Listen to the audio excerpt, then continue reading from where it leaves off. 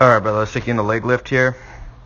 All right, so leg lift, keeping your weight inside that lift leg. You start moving down the mound, and initially you get your back leg into a good load position. All right, so I'm going to take a look at this back leg here. You've loaded it. The force vector is pretty decent. I like how you're keeping a good low center of gravity. I like how you're sitting into your posterior chain. Here's what starts happening. This front leg starts swinging outward, swinging open. You can see the front foot is already starting to open up.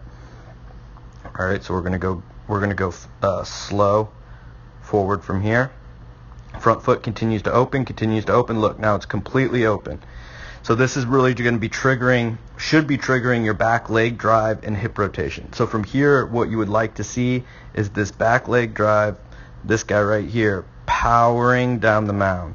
You want to see him powering, opening up that hip rotation, and then keeping these shoulders delayed and closed. So when you hit front foot strike, you can maximize hip to shoulder separation. So what's happening here, that front foot just keeps traveling. All right, and you can see back leg, if anything, it's kind of just rotated a little bit. There really wasn't much of a drive right into front foot strike. So we can't tell from this angle, but I can imagine that this back hip is going to be slightly closed, not fully open. Like I said, ideally you would want to see those hips. Let me draw that a little better. Ideally you want to see those hips fully open and the shoulders fully closed. We start to see this glove side is starting to pull, and then if we could draw a line from your hips, from your belt buckle, like the middle of your body, your early trunk tilting a little bit too. So this glove side is going to pull through. I'm going to get right to it. Ooh, get back. Try to get it right there. Okay. So as this glove side is pulling open, all right, this arm gets caught behind. That's going to be that hyperangulation of the throwing arm. I'm going to try to get it to one more frame up if I can. There we go. So now you can see it really. You can see that the elbow position, try to draw it in there, appears to be behind the scapular plane, where the elbow and throwing arm is getting dragged through as the shoulders are completely rotated. So you'd like to see the throwing arm riding along with the trunk, not getting caught and dragged behind like that. Then we're looking at your front leg extension. So land in a lot of flexion. Looking at the front leg, that's good. Now what you'd want to see is this front leg flexion turn into front leg extension, so that you could then transfer that energy. You could then transfer that energy into forward trunk tilt. All right.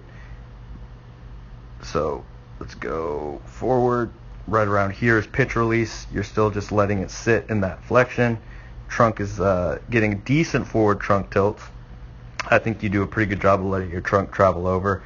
But the more extension that you get from this front leg, the more energy you're going to push from the ground back up the chain, back into the trunk, and into the ball. It would be more ball velocity. So a couple of biggest takeaways here, man. I think you got to get a lot better at driving initially. I think you do a good job of loading the back leg. You got to get better at driving that back hip through, so you get that back hip fully open. Like ideally this would be the hips fully open, but you would want the trunk farther back and then the shoulders delayed, so this you're not getting this early trunk rotation.